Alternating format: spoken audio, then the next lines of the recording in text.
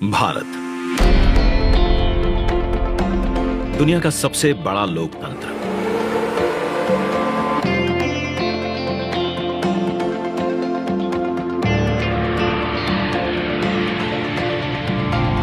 इस लोकतंत्र का मंदिर है संसद भवन,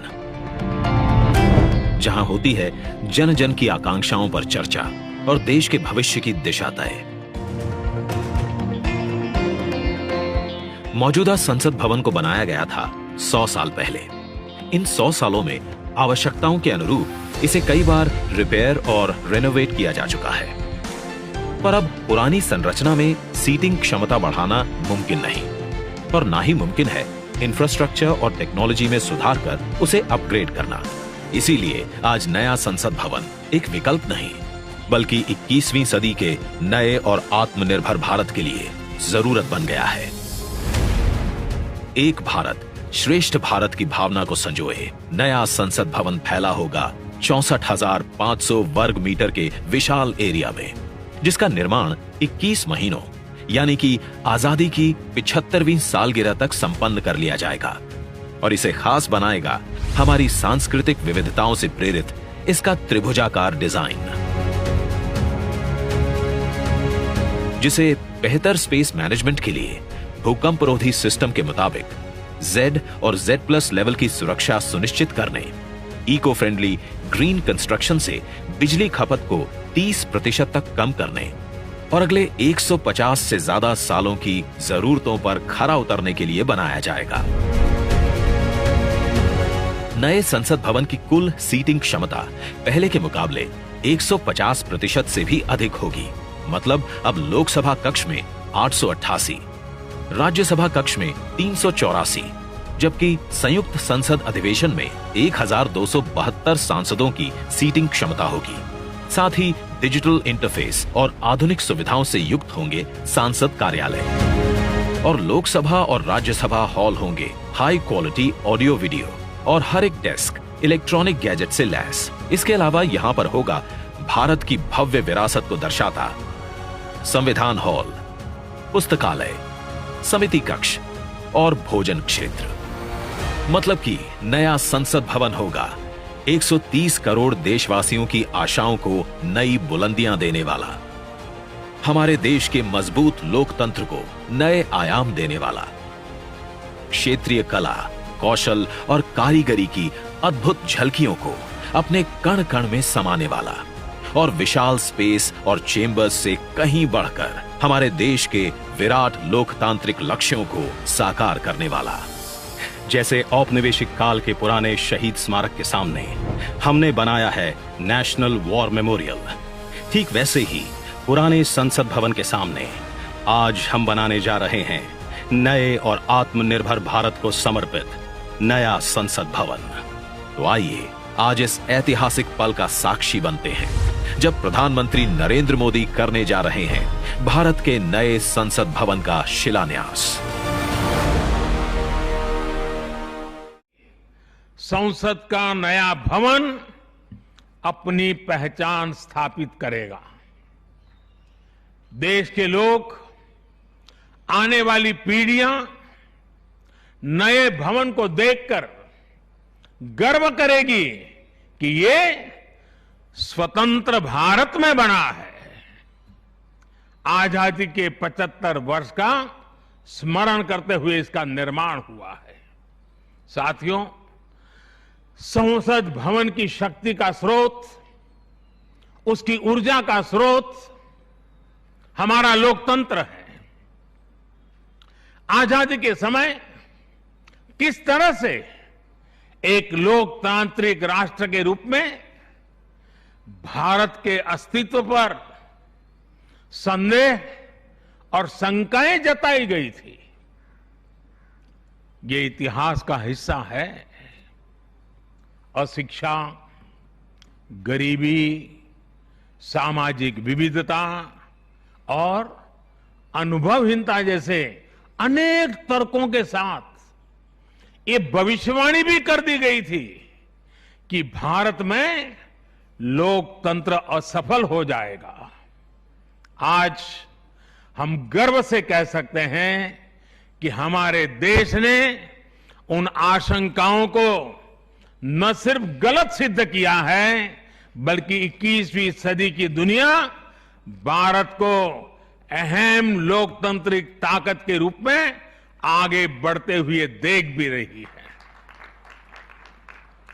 साथियों, लोकतंत्र भारत में क्यों सफल हुआ, क्यों सफल है और क्यों कभी लोकतंत्र पर आंच नहीं आ सकती, ये बात हमारी हर पीढ़ी को जानना समझना बहुत आवश्यक है। हम देखते सुनते हैं, दुनिया में 13वीं शताब्दी में रचित मैग्ना कार्टा की बहुत चर्चा होती है।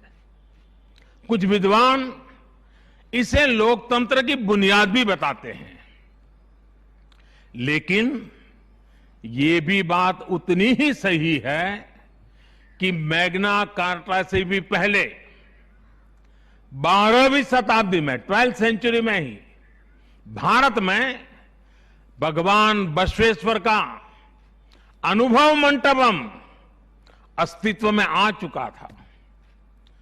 अनुभव मंटपम के रूप में उन्होंने लोक संसद का न सिर्फ निर्माण किया था, बल्कि उसका संचालन भी सुनिश्चित किया था। और भगवान बसवेश्वर जी ने कहा था, ये अनुभव मंटप जनसभा नादिना मट्टू राष्ट्रदा उन्नति के हागु अभिवृद्धि के पुरगावगी केलसा मादत था दे। यानी ये अनुभव मंटपम एक ऐसी जनसभा है जो राज्य और राष्ट्र के हित में और उनकी उन्नति के लिए सभी को एकजुट होकर काम करने के लिए प्रेरित करती है। अनुभव मंटपम लोकतंत्र का ही तो एक स्वरूप था। साथियों, इस कालखंड के और पहले जाएं तो तमिलनाडु में चेन्नई से 80-85 किलोमीटर दूर उत्तरा मेरूर नाम के गांव में एक बहुत ही ऐतिहासिक साक्ष्य दिखाई देता है। इस गांव में चोल साम्राज्य के दौरान 10वीं शताब्दी में पत्थरों पर तमिल में लिखी गई पंचायत व्यवस्था का वर्णन है, 10th सेंचुरी। और इसमें बताया गया है कि कैसे हर गांव को कुटुंब में कैटेगराइज किया जाता था, जिनको अगर आज की भाषा में कहना है तो हम आज उसको एक वार्ड कह सकते हैं। उन कुटुंबों से एक एक प्रतिनिधि महासभा में भेजा जाता था, और जैसा आज भी होता है, इस गांव में 1000 वर्ष पूर्व जो महासभा लगती थी वो आज भी वहां मौजूद है। और साथियों, 1000 वर्ष पूर्व बनी इस लोकतांत्रिक व्यवस्था में एक और बात बहुत महत्वपूर्ण थी। उस पत्थर पे लिखा हुआ है, उस शिलालेख में वर्णन है इसका, और उसमें कहा गया है कि जनप्रतिनिधि को चुनाव लड़ने के लिए अयोग्य घोषित करने का भी प्रावधान था उस जमाने में। और नियम क्या था? नियम यह था कि जो जनप्रतिनिधि अपनी संपत्ति का ब्यौरा नहीं देगा, वो और उसके करीबी रिश्तेदार चुनाव नहीं लड़ पाएंगे। कितने सालों पहले सोचिए, कितनी बारीकी से उस समय पर हर पहलू को सोचा गया, समझा गया, अपनी लोकतांत्रिक परंपराओं का हिस्सा बनाया गया।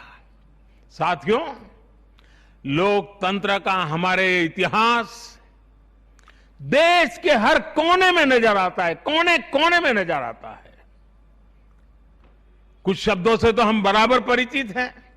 सभा, समिति, गणपति, गणाधिपति, ये शब्दावली हमारे मन मस्तिष्क में सदियों से प्रवाहित है। सदियों पहले शाक्य, मल्ल और वेजी जैसे गणतंत्र हो, लिच्छवी, मल्लक, मड़क और कंबोज जैसे गणराज्य हो, या फिर मौर्य काल में कलिंग, सभी ने लोकतंत्र को ही शासन का आधार बनाया था। हजारों साल पहले रचित हमारे वेदों में से ऋग्वेद में लोकतंत्र के विचार को समज्ञान यानी समूह चेतना, कलेक्टिव कॉन्शियसनेस के रूप में देखा गया है। साथियों, आमतौर पर अन्य जगहों पर जब डेमोक्रेसी की चर्चा होती है तो ज्यादातर चुनाव की प्रक्रिया, इलेक्टेड मेंबर्स, उनके गठन की रचना, शासन प्रशासन, लोकतंत्र की परिभाषा इन्हीं चीजों के आसपास रहती है। इस प्रकार की व्यवस्था पर अधिक बल देने को ही ज्यादातर स्थानों पर उसी को डेमोक्रेसी कहते हैं। लेकिन भारत में लोकतंत्र एक संस्कार है। भारत के लिए लोकतंत्र जीवन मूल्य है, जीवन पद्धति है, राष्ट्र जीवन की आत्मा है। भारत का लोकतंत्र सदियों के अनुभव से विकसित हुई व्यवस्था है। भारत के लिए लोकतंत्र में जीवन मंत्र भी है, जीवन तत्व भी है और साथ ही व्यवस्था का तंत्र भी है, तत्व भी है, तंत्र भी है। समय समय पर इसमें व्यवस्थाएं बदलती रही, प्रक्रियाएं बदलती रही, लेकिन आत्मा लोकतंत्र ही रही। और विडंबना देखिए, आज भारत का लोकतंत्र हमें पश्चिमी देशों से न समझाया जाता है। जब हम विश्वास के साथ अपने लोकतांत्रिक इतिहास का गौरवगान करेंगे तो वो दिन दूर नहीं जब दुनिया भी कहेगी India is mother of democracy, India is mother of democracy, India is mother of democracy. अलग अलग विचार, अलग अलग दृष्टिकोण, ये सब बातें एक वाइब्रेंट डेमोक्रेसी को सशक्त करते हैं। डिफरेंसेस के लिए हमेशा जगह हो, लेकिन डिस्कनेक्ट कभी ना हो, इसी लक्ष्य को लेकर हमारा लोकतंत्र आगे बढ़ा है। गुरु नानक देव जी ने, और बड़ी सटीक बात कही है, गुरु नानक देव जी ने भी कहा है, जब लग दुनिया रही है नानक, जब लग दुनिया रही है नानक, किछु सुनिए किछु कहिए। यानी जब तक संसार रहे तब तक संवाद चलते रहना चाहिए। कुछ कहना और कुछ सुनना, यही तो संवाद का प्राण है, यही लोकतंत्र की आत्मा है। पॉलिसीज में अंतर हो सकता है, पॉलिटिक्स में भिन्नता हो सकती है, लेकिन हम पब्लिक की सेवा के लिए हैं। इस अंतिम लक्ष्य में कोई मतभेद नहीं होना चाहिए। वाद संवाद संसद के भीतर हो या संसद के बाहर, राष्ट्र सेवा का संकल्प, राष्ट्र हित के प्रति समर्पण लगातार झलकना चाहिए। और इसलिए आज जब नए संसद भवन का निर्माण शुरू हो रहा है तो हमें याद रखना है कि वो लोकतंत्र जो संसद भवन के अस्तित्व का आधार है, उसके प्रति आशावाद को जगाए रखना हम सभी का दायित्व है। हमें हमेशा याद रखना है कि संसद पहुंचा हर प्रतिनिधि जवाबदेह है। ये जवाबदेही जनता के प्रति भी है और संविधान के प्रति भी है। हमारा हर फैसला राष्ट्र प्रथम, नेशन फर्स्ट, इसकी भावना से ही होना चाहिए। हमारे हर फैसले में राष्ट्रहित सर्वोपरि रहना चाहिए। राष्ट्रीय संकल्पों की सिद्धि के लिए हम एक स्वर में, एक आवाज में खड़े हो, ये बहुत जरूरी है। साथियों, हमारे यहां जब मंदिर के भवन का निर्माण होता है तो शुरू में उसका आधार सिर्फ ईंट पत्थर ही होता है। कारीगर, शिल्पकार सभी के परिश्रम से मंदिर के भवन का निर्माण पूरा होता है, लेकिन वो भवन एक मंदिर तब बनता है, उसमें पूर्णता तब आती है जब उसमें प्राण प्रतिष्ठा होती है। प्राण प्रतिष्ठा होने तक वो सिर्फ एक इमारत ही रहता है। साथियों, नया संसद भवन भी बनकर तो तैयार हो जाएगा, लेकिन वो तब तक एक इमारत ही रहेगा जब तक उसकी प्राण प्रतिष्ठा नहीं होगी। लेकिन ये प्राण प्रतिष्ठा किसी एक मूर्ति की नहीं होगी। लोकतंत्र के इस मंदिर में इसका कोई विधा विधान भी नहीं है, विधि विधान भी नहीं है।